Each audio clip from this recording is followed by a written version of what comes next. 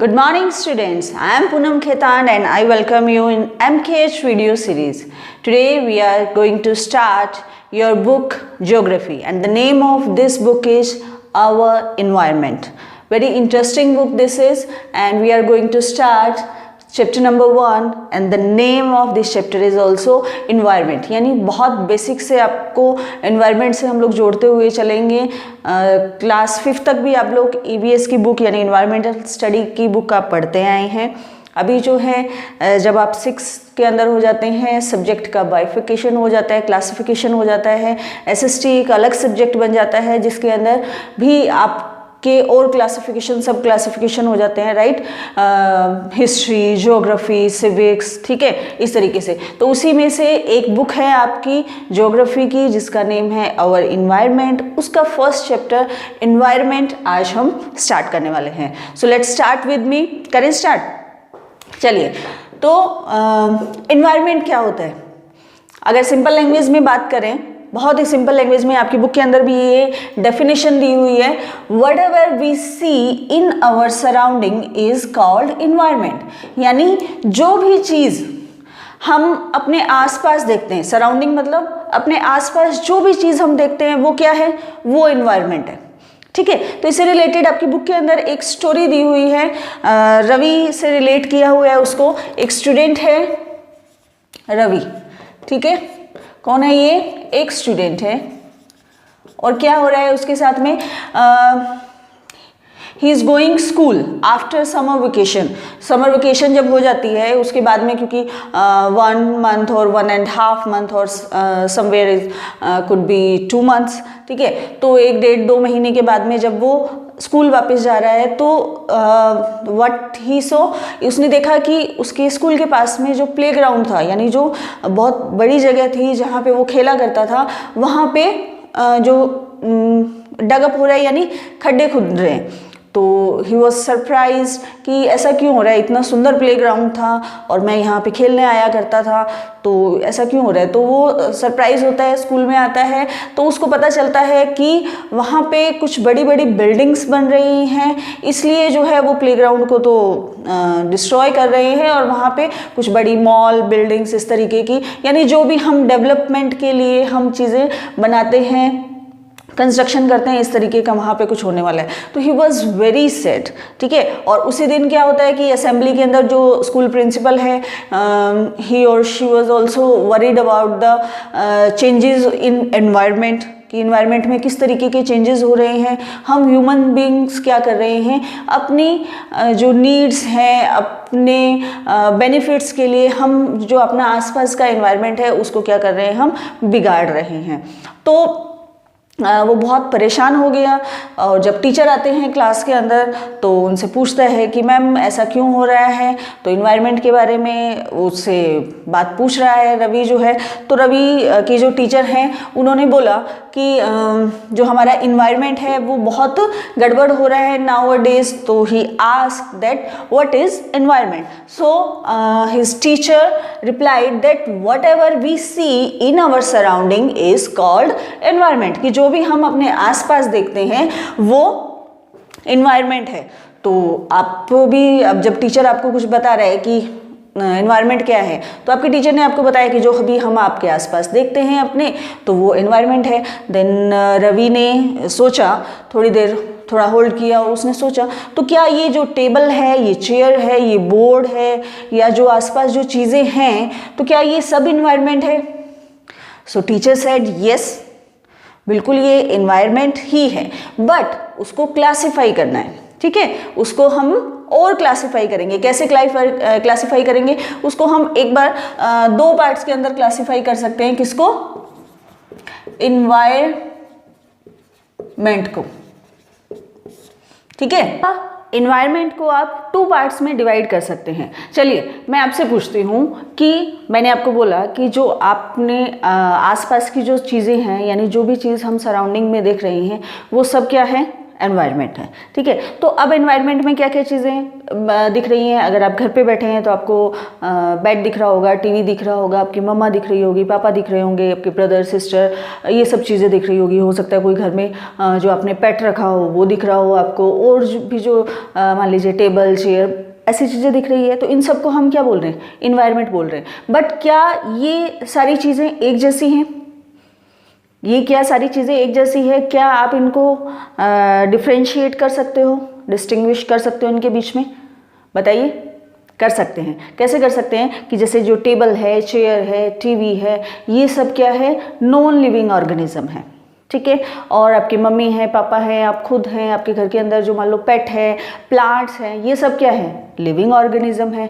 तो हो गया ना, इन दोनों को आप बाइफिकेट कर सकते हो एनवायरनमेंट के अकॉर्डिंग। ठीक है, तो आप एनवायरनमेंट को दो पार्ट्स में डिवाइड कर सकते हो। One is natural environment, second one is human made बोल सकते हो। ठीक है, हो गया।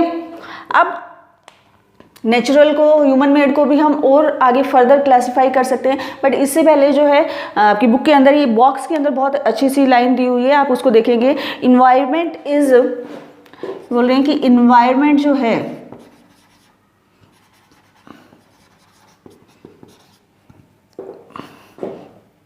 Environment is basic life support system. अब इस लाइन का क्या मतलब है? Environment is basic life support system, इसका मतलब क्या है कि जो हमें लाइफ के लिए ज़रूरी होता है वो सब चीज़ें हमें क्या, कौन प्रोवाइड करवाता है? इन्वायरमेंट प्रोवाइड करता है। लाइक एयर टू ब्रीथ, ठीक है, वाटर टू ड्रिंक, कहाँ से मिलता है? इन्वायरमेंट देता है। और फूड टू ईट। तो एक्चुअल में ये चीज़ें, तीनों ही चीज़ें बहुत बेसिक चीज़ें हैं और तीनों ही चीज़ें बहुत ज़रूरी है हमारे सर्वाइव करने के लिए। अगर ये चीज़ें नहीं होंगी तो हम सर्वाइव नहीं कर सकते। ठीक है, तो ये सारी चीज़ें क्या हो गई? नेचुरल। ठीक है, और जब ह्यूमन इसको मॉडिफाई कर लेते हैं according to their needs, हम इंसान जो है अपनी नीड्स के अकॉर्डिंग जब इन नेचुरल चीज़ों को, नेचुरल रिसोर्सेज को हम जब मॉडिफाई कर लेते हैं तो ये क्या बन जाते हैं? Human made. ठीक है, जैसे कि टीवी है। ठीक है, टीवी हमने अपनी फैसिलिटी के लिए बनाया है। बनाया किसने? क्या वो नेचुरल है? क्या वो नेचर ने हमें प्रोवाइड किया है? नहीं। हो सकता है उसके अंदर जो चीज़ें लगी है, इक्विपमेंट लगे हैं, वो हमें कुछ नेचर से मिले हों, लेकिन उसको बनाया है किसने है? ह्यूमन ने बनाया है। टेबल जो है, आप स्टडी टेबल है मान लीजिए, बुक है, वो सब क्या है? ह्यूमन मेड है। लेकिन जो चीज़ें हैं, जिसकी मान लीजिए बुक जो है या जो आपकी टेबल है, वो किससे बनती है? वुड से बनती है। वुड कहाँ से आता है? ट्री से आता है। ट्री जो है वो क्या है? नेचुरल रिसोर्स है। तो वो नेचुरल रिसोर्स हो सकता है, लेकिन उसको हमने क्या किया है? मॉडिफाई किया है। तो जब हम इसको मॉडिफाई कर लेते हैं तो वो क्या बन जाता है? Human made environment. ठीक है, तो चलिए अब इसको आगे करते हैं, को और फर्दर क्लासिफाई करते हैं। Yes, you can see here is components of environments. तो यहाँ पे कुछ मेजर कंपोनेंट्स दिए हुए हैं जिसके अंदर हम एनवायरनमेंट को क्लासिफाई कर सकते हैं। तो बेसिकली यहाँ पे दो कंपोनेंट्स है जिसके बारे में हम बात कर रहे थे। एक था नेचुरल और एक है आपका ह्यूमन मेड। ठीक है, तो ये इसको अब और क्लासिफाई कर दिया है। थोड़ा सा आप इसके एग्जाम्पल देखेंगे तो आपको चीज़ें ज़्यादा समझ में आएगी। देखिए, नेचुरल एनवायरनमेंट कौन सा हो गया? नेचुरल एनवायरनमेंट जो कि नेचर ने हमें दिया है, जिसको हम इंसानों ने, हम ह्यूमन बीइंग्स ने नहीं बनाया है, जो हमें नेचर ने डायरेक्टली प्रोवाइड किया है, सबको प्रोवाइड किया है, एक जैसा प्रोवाइड किया है। वो क्या हो गया? Natural environment. क्या क्या आ सकती हैं? जैसे लैंड है। लैंड जो हमारी अर्थ है उसके ऊपर जो लैंड है वहाँ पे हम रहते हैं। जो प्लेन सरफेस है, एरिया है, वहाँ पे हम घर बना कर रहते हैं, बड़ी बड़ी बिल्डिंग्स बनाते हैं, जैसे भी है। लेकिन ये लैंड जो है वो किसका पार्ट है? That is a natural environment. ठीक है, एयर, हमारे जो जहाँ पे हम रहते हैं उसके आसपास जो है एयर प्रेजेंट रहती हैं और नेचुरल है, हम नहीं बना सकते एयर को, नेचर ने हमें प्रोवाइड की है, सबको एक जैसी प्रोवाइड की है, किसी के लिए कोई किसी तरह का डिस्क्रिमिनेशन नहीं है, तो वो क्या हो गया, एयर है, वो भी नेचुरल एनवायरनमेंट है। वाटर, ठीक है, वाटर के अंदर भी अपने आप में जो लिविंग ऑर्गेनिज्म रहते हैं, जो एनिमल्स रहते हैं, जो प्लांट्स हैं, ठीक है, बहुत सारी स्पीशीज़ हैं, ये सारी जो हैं उनका अपने आप में क्या है, एक वाटर का अंडर वाटर जो है इन्वायरमेंट रहता है। लाइक रिवर के अंदर बहुत सारे एनिमल्स रहते हैं, फिश रहती है, एक्वेटिक एनिमल्स जो हैं, फ्रॉग है, ये सारी चीज़ें क्या हैं, ये नेचुरल वाटर एनवायरनमेंट है, ठीक है। ऐसे ही एयर के अंदर जो चीज़ें प्रेजेंट रहती है, लाइक गैसेस रहती हैं, क्लाउड्स जो हैं वो वहाँ पे बनते हैं, बहुत सारी चीज़ें हैं, ये सारी क्या है, ये हमारी नेचुरल एयर एनवायरनमेंट है। ऐसे ही लैंड के ऊपर बहुत सारी चीज़ें जो फॉरेस्ट आते हैं, प्लांट्स उगते हैं, जो लैंड के ऊपर जितनी भी एक्टिविटी होती है वो किसका पार्ट है, वो हमारे नेचुरल लैंड एनवायरनमेंट का पार्ट है, ठीक है। चलिए अब देखते हैं ह्यूमन मेड। एज इसके नाम से ही पता चल रहा है हमें, ह्यूमन मेड मतलब जिसको हम ह्यूमन ने बनाया है, ठीक है। आर्टिफिशियल्स बोल सकते हैं, हो सकता है उनके अंदर हमने नेचुरल रिसोर्सेज को, नेचुरल एनवायरनमेंट को यूज़ करते हुए उनको हम बना रहे हैं, लेकिन हमें इसको जो इसका रूप है वो हम ह्यूमन बींग्स ने ही इसको प्रोवाइड किया है, ठीक है। तो क्या क्या हो सकता है ह्यूमन मेड के अंदर, जैसे बिल्डिंग बनाते हैं हम, ठीक है, बिल्डिंग्स जो हैं वो अपने आप में एक एनवायरनमेंट क्रिएट कर रही है, वहाँ पे हम रहते हैं, वहाँ पे लोग मिलते हैं, आपस में बात करते हैं, बहुत सारे ऑफिसेज चलते हैं, तो ये सारी चीज़ें जो है वो बिल्डिंग में। ऐसे ही हमने पार्क बना रखे हैं, पार्क के अंदर जो है वो उसको अलग से एक रूप दे दिया है, वहाँ पे लोग बैठते हैं, बच्चे खेलते हैं, ठीक है। ब्रिज, रोड, मोन्यूमेंट, इंडस्ट्रीज, ये सब क्या है, ये हमने अपनी फैसिलिटी के लिए इन सब चीज़ों को मॉडिफाई कर लिया है, इनको अपने अकॉर्डिंग बना लिया है, अपनी सुविधाओं के लिए, अपने बेनिफिट्स के लिए। इन सभी जो इस एनवायरनमेंट है इनको हम क्या बोलते हैं, ह्यूमन मेड एनवायरनमेंट, ठीक है। अब एक एनवायरनमेंट और आप यहाँ पे देखेंगे, ह्यूमन।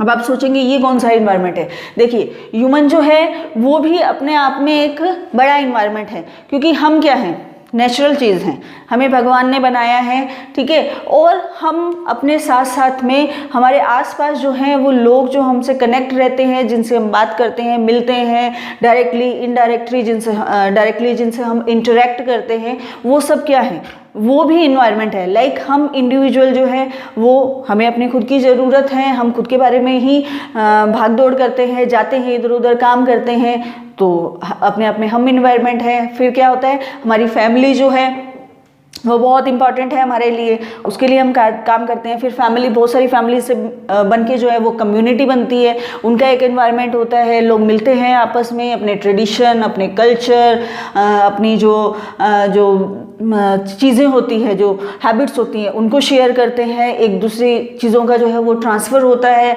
रिलीजन जो है वो भी मैन मेड ही है, भगवान ने ऊपर से कुछ नहीं बना के भेजा है, हमने आके जो है उसको अलग अलग रिलीजन के अंदर हम लोग डिवाइड हो गए हैं। एजुकेशन भी जो है वो हमारी ही बनाई हुई है। ऐसे ही economic environment, political environment, economic मतलब जहाँ पे सब इकोनॉमिक एक्टिविटी होती है, जहाँ पे जो भी इकोनॉमी होती है या मनी से रिलेटेड, यानी कहाँ पे हम काम कर रहे हैं, उससे कितने मनी आ रही है, वो सारा इकोनॉमिक एनवायरनमेंट हो गया। पॉलिटिकल मतलब कोई भी काम करने के लिए पॉलिटिकल चीज़ें जो है वो कितनी काम करती है, वो क्या हो गया, पॉलिटिकल एनवायरनमेंट हो गया। तो ये जो है वो कंपोनेंट्स हैं, इनको आप इसी तरीके से बना लीजिए ताकि आपको लर्न करने में ईजी रहे। तो अब हम इन सभी एनवायरनमेंट को और क्लासिफाई करते चलेंगे और डिटेल में इनको पढ़ते चलते हैं। देखिए नेचुरल एनवायरनमेंट के बारे में हम पढ़ रहे थे और ये बताया आपको कि नेचुरल एनवायरनमेंट में क्या क्या चीज़ें आती है, लैंड आती है, एयर आती है, ठीक है, वाटर आता है। अब इनको थोड़ा सा अलग नेम दे दिया है, इसको बोल दिया है लिथोस्फीयर, एक बोल दिया है हाइड्रोस्फीयर, एक बोल दिया एटमॉस्फेयर, ठीक है।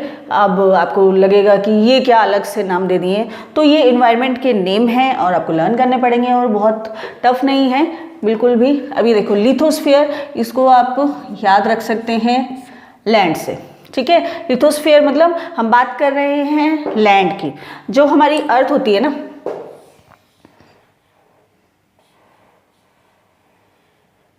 ठीक है। इसको मैंने थोड़ा सा, ये मान लीजिए ये वाला जो पार्ट है ये मैंने कट कर दिया, ठीक है, ये यहाँ पे ले लिया, ठीक है। जैसे एक वाटरमेलन है, वाटरमेलन को अगर इस तरीके से कट कर लेते हैं तो इसका एक पार्ट मैंने यहाँ कट कर लिया। तो ये वाला जो पार्ट है, यानी ये जो जहाँ पे सॉइल है, क्रस्ट जिसको बोलते हैं, ठीक है, सॉइल है, फिर अंदर जो है वो थोड़े हार्ड सी सॉइल रहती है, फिर धीरे धीरे जाते थोड़े रॉक पार्टिकल्स मिलेंगे, मिनरल्स यहाँ पे मिलेंगे। तो ये वाला जो पोर्शन है, और ऊपर तो हल्का सा ऊपर जहाँ पे हमें माउंटेन्स मिलते हैं, वैली मिलती है और प्लेटूज, ये जितना भी स्ट्रक्चर है जो लैंड के ऊपर बना हुआ है, ये सब किसके अंदर आता है? वो आता है हमारा लिथोस्फीयर के अंदर। ओके, लिथोस्फीयर के अंदर अगर छोटे से रूप में बात करूं तो दैट इज लैंड। और लैंड का मतलब कि लैंड के ऊपर जितने स्ट्रक्चर बने हुए, natural structure like mountains, hills, plateaus, plains, valleys, ये सब क्या है? लिथोस्फीयर का पार्ट है। ऐसे ही जो डीप में जाकर, जो कि लैंड का ही पार्ट है, मिनरल्स जो है वो सारे वो क्या है? सॉइल है, मिनरल्स हैं, ये भी क्या है? लिथोस्फीयर का ही पार्ट है, ठीक है। तो ये लिथोस्फीयर हो गया। अब यहाँ पे कुछ कैरेक्टरिस्टिक्स दे रखी है सॉलिड, इसके लैंड के अकॉर्डिंग या लिथोस्फीयर के according. What is this? Solid crust या hard top layer, hard top layer of earth. Earth की जो हार्ड टॉप लेयर होती है, जैसे मैंने बताया, जो हार्ड सरफेस है और ऊपर का जो एरिया है, यानी जिसके अंदर सॉइल भी आ रही है और मिनरल्स भी आ रहे हैं, इतना जो एरिया है ये क्या है? लिथोस्फीयर का ही पार्ट है, ठीक है। Made up of rocks, minerals, soil etcetera. यानी ये किससे बनी हुई है? रॉक्स के, रॉक से भी इसके अंदर जो मिनरल्स आ रहे हैं, और जो सॉइल है हल्की सी इस हार्ड क्रस्ट से ऊपर जो सॉइल है वो भी किसका पार्ट है? लिथोस्फीयर का ही पार्ट है।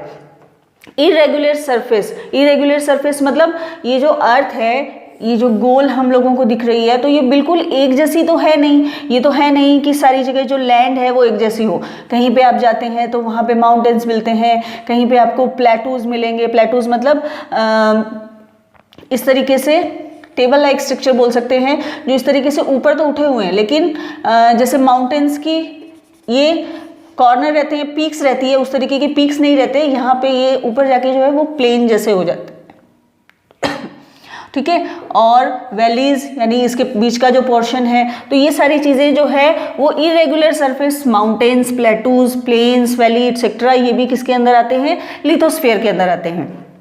फिर आप देखिए, it provide us forest, grassland, agriculture. ये फॉरेस्ट जो है वो कहाँ आते हैं? लैंड के ऊपर आते हैं, यानी लिथोस्फीयर का पार्ट है। ग्रासलैंड जो है, एग्रीकल्चर के लिए जो लैंड चाहिए होती है, वो कहाँ आती है? लिथोस्फीयर का पार्ट है। सोर्स ऑफ मिनरल्स, वेल्थ, ये जो मिनरल्स है वो कहाँ मिलते हैं हमें? उस क्रस्ट से नीचे मिलते हैं, तो ये भी किसका पार्ट है? लिथोस्फीयर का। अब देखते हैं हम हाइड्रोस्फीयर को। Hydrosphere, as I told you कि that is part of, hydro का मतलब होता है वाटर, H2O पढ़ते हैं ना आप, वाटर। तो हाइड्रोस्फीयर यानी वाटर से रिलेटेड जो एनवायरनमेंट है उसको हम हाइड्रोस्फीयर बोलते हैं। तो domain of water, domain of source of water is called hydrosphere, ठीक है। Various sources of water like river, lake, seas, ocean et cetera, ये सभी किस में आते हैं? हाइड्रोस्फीयर के अंदर। ऐसा तो है नहीं ना पानी जो है वो आपके घर के अंदर जो टैप में आता है, या जो आपकी ऊपर टैंक के अंदर पानी भरा हुआ है, सिर्फ वो ही सोर्स ऑफ वाटर है, ऐसा तो नहीं है। वाटर जो है बहुत सारे सोर्सेज के अंदर पड़ा है हमारी अर्थ के अंदर। रिवर में भी है, लेक्स में भी है, पोन्ड्स में है, सीज में है, ठीक है। तो ये सारे क्या है?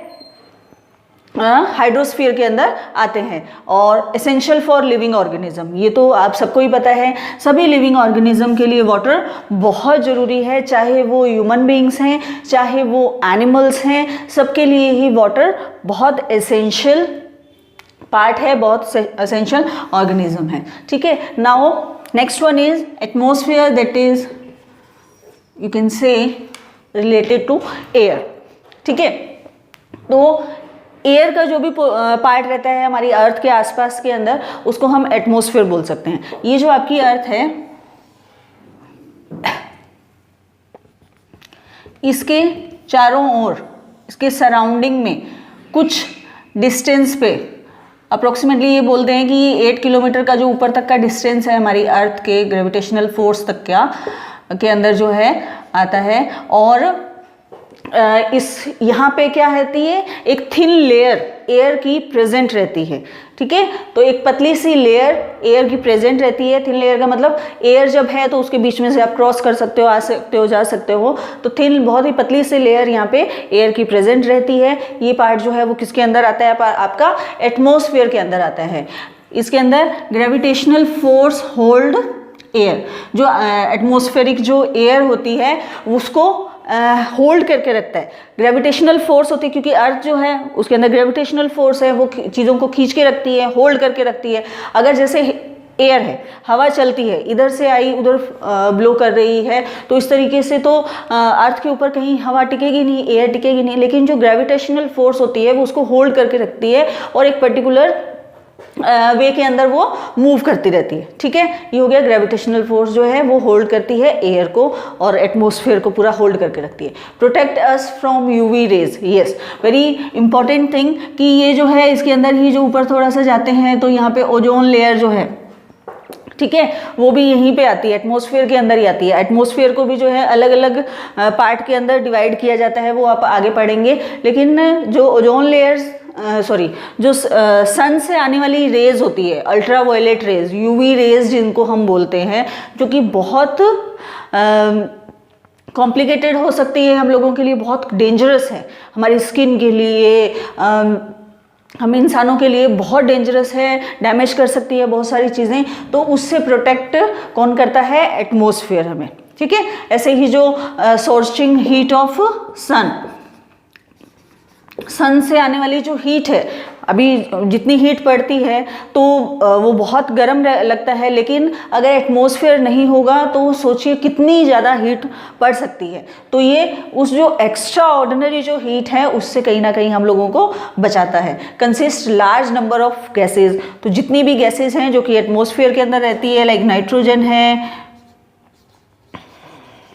ऑक्सीजन है, या CO2 है, कार्बन डाइऑक्साइड, ये सारी गैसेज जो है वो कहाँ पे रहती हैं, एटमॉस्फेयर के अंदर प्रेजेंट रहती हैं। एक चीज और देखेंगे आप, ये जो नेचुरल रिसोर्सेज हैं इनको बायोटिक और अबायोटिक इनके रूप में भी आप जानेंगे। कैसे कि नेचुरल रिसोर्सेज हैं वो भी दो पार्ट में इस तरीके से डिवाइड हैं कि कुछ रिसोर्सेज क्या है, लिविंग ऑर्गेनिज्म है। जो लिविंग ऑर्गेनिज्म है वो क्या है, उनको हम क्या बोलेंगे, बायोटिक नेचुरल रिसोर्स एनवायरनमेंट, ठीक है, बायोटिक नेचुरल एनवायरनमेंट। और जो नॉन लिविंग ऑर्गेनिज्म है लेकिन क्या है, नेचुरल है, नॉन लिविंग ऑर्गेनिज्म जो हैं लेकिन हैं वो नेचुरल ही, जैसे कि एयर। अब एयर जो है वो लिविंग ऑर्गेनिज्म नहीं है, सन जो है वो लिविंग ऑर्गेनिज्म नहीं है, वाटर है वो क्या है, लिविंग ऑर्गेनिज्म नहीं है। लेकिन लिविंग ऑर्गेनिज्म के सर्वाइवल के लिए, उनकी वेलफेयर के लिए ये अबायोटिक जो एनवायरनमेंट है वो बहुत ज़रूरी है। ऐसा नहीं है कि जो बायोटिक एनवायरनमेंट है उसके बिहाफ पे ही हम सभी सर्वाइव कर पाएंगे, नहीं, हाँ, सबको सर्वाइव करने के लिए, इन लिविंग ऑर्गेनिज्म को सर्वाइव करने के लिए, रहने के लिए अबायोटिक एनवायरनमेंट का होना भी ज़रूरी है। तो ये जो हमने क्लासिफिकेशन पढ़ा है ये किसका है, नेचुरल एनवायरनमेंट का, जिसके अंदर हमने पढ़ा लिथोस्फीयर, हाइड्रोस्फीयर, एटमॉस्फेयर। इन सभी एनवायरनमेंट के अंदर क्या क्या चीज़ें इंक्लूड होती है, मेजर जो पॉइंट है वो मैंने यहाँ पे लिख दिए हैं, इसको आप साफ साफ नोट्स बना सकते हैं। ओके, एक टर्म आ रही है आपके यहाँ पे इकोसिस्टम, ठीक है। सो व्हाट इज इकोसिस्टम, तो इकोसिस्टम जो है वो क्या होता है, ठीक है। तो ये जो आपका चैप्टर चल रहा है इसके अंदर रवि की स्टोरी चल रही है कि वो जो उसका प्लेग्राउंड था वो डिस्ट्रॉय हो गया। उसके बाद में क्या हो रहा है कि वो NCC यानी एक कैंप के अंदर जा रहे हैं, बच्चे वहाँ पे बैठे हैं, तो उसकी एक फ्रेंड बोल रही है कि ये जो बारिश हो रही है यहाँ पे रेन ड्रॉप्स गिर रही है तो मुझे मेरे जो स्टेट है केरला की याद आ रही है क्योंकि वहाँ पे बहुत अच्छे से बारिश होती है। तो एक जो बॉय है जो कि जैसलमेर से है, राजस्थान से है, तो वो कहता है कि रियली यहाँ इतनी बारिश होती है, हमारे यहाँ तो राजस्थान में बारिश देखने को ही नहीं मिलती है, बहुत ज़्यादा सूखा पड़ता है, वहाँ पर डेजर्ट है और अलग अलग तरीके के प्लांट्स हैं, वहाँ पर तो सॉइल है, कैमल है, तो ये सारी चीज़ें होती है। तो आपस में वो लोग डिस्कस कर रहे होते हैं, तो ये पता चलता है कि उनके वहाँ पे अलग टाइप के जो प्लांट्स हैं वो रहते हैं, अलग तरीके का एनवायरनमेंट या क्लाइमेट रहता है, और जो एनिमल्स हैं वो भी अलग अलग तरीके के रहते हैं। तो ऐसा क्यों होता है? ऐसा क्यों होता है बताइए? ऐसा इसलिए होता है कि जो चीज़ें रहती हैं वो उस एनवायरनमेंट के अकॉर्डिंग ही उनकी जो कैरेक्टरिस्टिक्स हैं वो डेवलप हो जाती हैं, ठीक है। जैसे कि जो पहाड़ों में रहने वाले लोग हैं, जो हिल्स पे माउंटेन्स के अंदर रहते हैं, उनके अंदर हम जो प्लेन्स पे रहने वाले लोग हैं उनसे ज़्यादा स्टेमिना होगा, नेचुरली होगा। क्यों? क्योंकि उनको रूटीन लाइफ के अंदर ही जो रूटीन के अंदर जो एक्टिविटी करनी होती है उसके अंदर भी उनको बहुत सारा हिल्स के ऊपर चढ़ना है, रोज़ दिन में कितनी बार, फिर नीचे उतरना है, तो ये सारी एक्टिविटी करके उनका स्टेमिना बढ़ जाता है, उस तरीके की उनको हैबिट हो जाती है, ठीक है। ऐसे ही अगर एनिमल्स की हम बात करें तो अलग अलग तरीके के एनिमल्स रहते हैं। लाइक अगर राजस्थान की हम बात करें तो वहाँ पे कौन हमें सबसे ज़्यादा मिलता है? कैमल मिलता है। तो कैमल जो है वो राजस्थान में क्यों ज़्यादा मिलता है? या जो डेजर्ट एरिया होते हैं दुबई में, यूएई में, आप देखेंगे कि वहाँ पे भी बहुत कैमल रहते हैं। तो क्यों रहता है ऐसा? तो क्योंकि जो उसकी बॉडी है, जो उसकी जो कैरेक्टरिस्टिक्स हैं वो वैसी ही हैं जो डेजर्ट के अंदर सर्वाइव कर सकती हैं। डेजर्ट में सबसे बड़ा प्रॉब्लम क्या होता है? सबसे बड़ा प्रॉब्लम होता है वाटर का, क्योंकि वहाँ पे पानी नहीं मिलता, और अगर एनिमल्स को पानी नहीं मिलेगा तो वो जल्दी से मर जाएंगे। लेकिन कैमल जो है वो एक ऐसा एनिमल है जो अपने हम्प के अंदर एक वाटर को जो है वो कंटेन करके रखता है बहुत दिनों तक, और उसको ही वो यूज़ करते रहता है, और बहुत दिनों तक वो बिना पानी के भी रह सकता है। तो हो गई ना उसकी कैरेक्टरिस्टिक्स, उस क्लाइमेट के अकॉर्डिंग, उस वेदर के अकॉर्डिंग उसकी बॉडी जो है वो एग्जिस्ट कर रही है। तो ऐसे ही जो प्लांट्स हैं, लाइक राजस्थान में आपको कैक्टस दिखेंगे, अलग अलग जो हिली एरिया होता है वहाँ पे आपको जो फर ट्री होते हैं, देवदार के जो ट्री होते हैं वो मिलेंगे। तो उस क्लाइमेट के अकॉर्डिंग वो वहाँ पे सब प्लांट्स रहते हैं, स्पीशीज़ रहती हैं, जो एनिमल्स हैं, फॉरेस्ट हैं, वो सब अलग अलग तरीके के आपको मिलेंगे, ठीक है। तो अब देखते हैं इकोसिस्टम क्या होता है। इकोसिस्टम जो है वो इन सब का कॉम्बिनेशन है, सारी चीज़ों के बारे में। जिस एनवायरनमेंट की हम बात कर रहे हैं, लिविंग ऑर्गेनिज्म से रिलेटेड जो एनवायरनमेंट है जिसकी हम बात कर रहे हैं, उन सब का एक कॉम्बिनेशन है, ठीक है। तो इस डेफिनेशन को ध्यान से देखेंगे। It is a system formed by interaction of all living organism.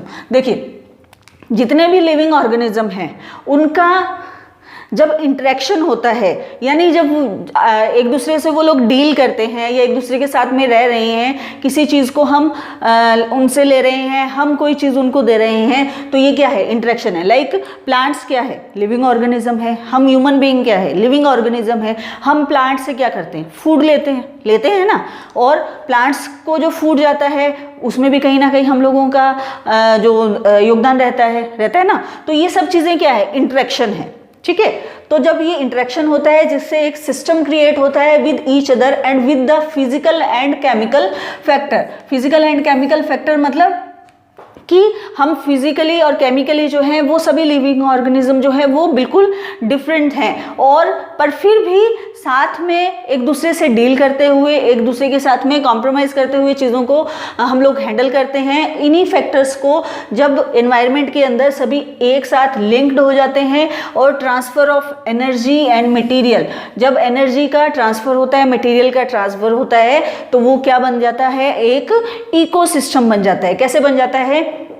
कि जैसे मैंने अभी बताया आपको कि प्लांट से हम क्या लेते हैं? फूड लेते हैं। तो प्लांट से जो एनर्जी थी वो कहाँ आ गई? हमारे अंदर आ गई। अब जो हम लोगों का जो वेस्ट होता है, या जो एनिमल्स हैं मान लीजिए वो भी प्लांट्स को खा रहे हैं, तो उनका वेस्ट जो है उससे हम मैन्योर बनाते हैं, जो वापस सॉइल के अंदर उसको ऐड करते हैं, जिससे उनकी जो फर्टिलिटी पावर होती है वो बढ़ जाती है। तो इस तरीके से एनर्जी का, मटेरियल का क्या होता रहता है?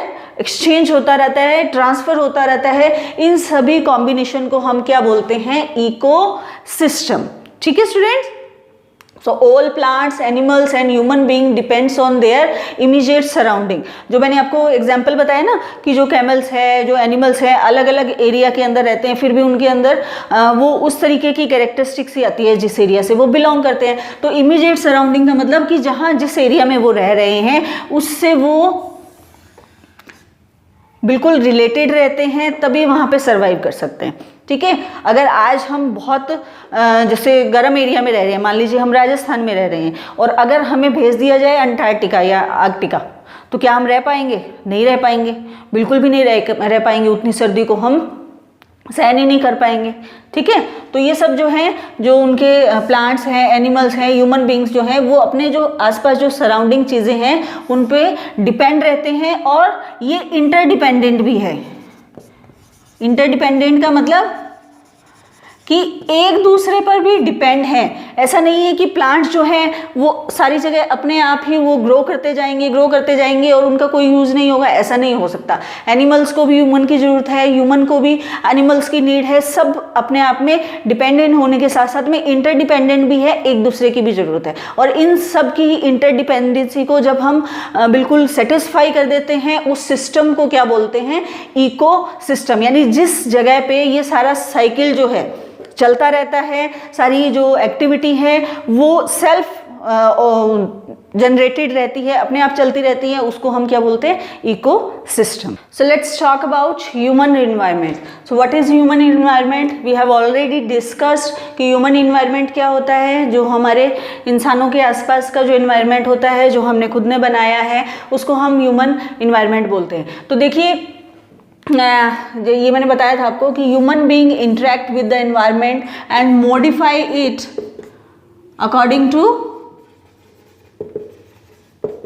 नीड।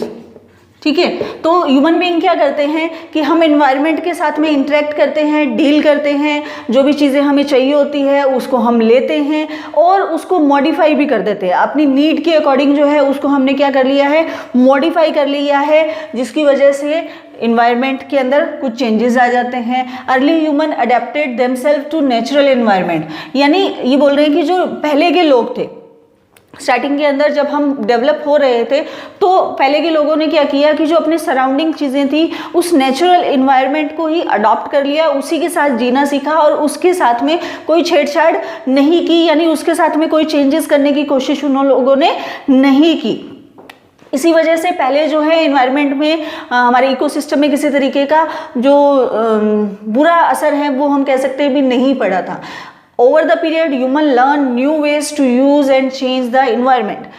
जैसे जैसे टाइम चलता गया, बढ़ता गया, हम और डेवलप होते गए और हम लोगों ने क्या सीख लिया? न्यू वेज, मतलब नए नए तरीके सीख लिए क्या करने के? यूज़ करने के और चेंज करने के। आप यूज़ कर रहे हो इन्वायरमेंट को, नो इशू, लेकिन जब हम उसको चेंज कर रहे हैं तो अब इश्यूज जो हैं वो बढ़ रहे हैं। लर्न ग्रो क्रॉप्स, हम लोगों ने क्या सीखा? पहले क्या हम बना रहे थे? स्टोन एज के अंदर थे, स्टोन से फायर हम लोगों ने बनानी सीखी। धीरे धीरे हम लोग जो हैं वो डेवलप होते गए, क्रॉप ग्रो करना सीखा। क्रॉप ग्रो कर रहे हैं तो उसके लिए हम लोगों को एनिमल्स की ज़रूरत थी, फिर हम लोगों ने एनिमल्स को उनको पालना सीखा। फिर हम लोगों ने क्या किया? सेटल्ड लाइफ सीखी। यानी जो पहले अर्ली जो ह्यूमन थे वो क्या करते थे? इधर से उधर, उधर से इधर मूव करते रहते थे, एक जगह पे नहीं टिकते थे, या जो नेचुरल जो होम होते थे वहीं पे रहते थे। लेकिन बाद में हम लोगों ने सेटल्ड लाइफ यानी एक जगह टिक के रहना सीख लिया, अपना घर बनाया, अपनी सोसाइटी बनाई, अपनी कम्युनिटी के अंदर हम लोग रहने लगे। Wheel invented. अब इन्वेंशन क्या क्या किए हम लोगों ने? सबसे पहले व्हील इन्वेंट किया। बार्टर सिस्टम, बार्टर सिस्टम मतलब जब चीज़ें एग्रीकल्चर की और हम लोग ट्रेड करने लग गए, बिजनेस करने लग गए, बार्टर सिस्टम चला। बार्टर सिस्टम क्या होता है कि जब आप चीज़ों को एक्सचेंज करते हैं, ठीक है। पहले क्या चलता था? पहले मनी एक्सचेंज, मनी जो है वो एक्सचेंज नहीं, मनी से हम लोग कोई चीज़ खरीदते नहीं थे। पहले क्या होता था कि मेरे पास में वीट है, आपके पास में राइस है, तो मुझे अगर वीट की ज़रूरत है तो मैं 1 किलो वीट दूंगी और उसकी एवज में जो भी उस राइस की वैल्यू रहती थी, मान लीजिए अगर वो महंगा है या थोड़ी चीप है, तो वो उसके अकॉर्डिंग उसका वेट के अंदर एक्सचेंज कर लिया जाता था। उसको बोलते हैं बार्टर सिस्टम, ठीक है। तो ये हम लोगों ने डेवलपमेंट की।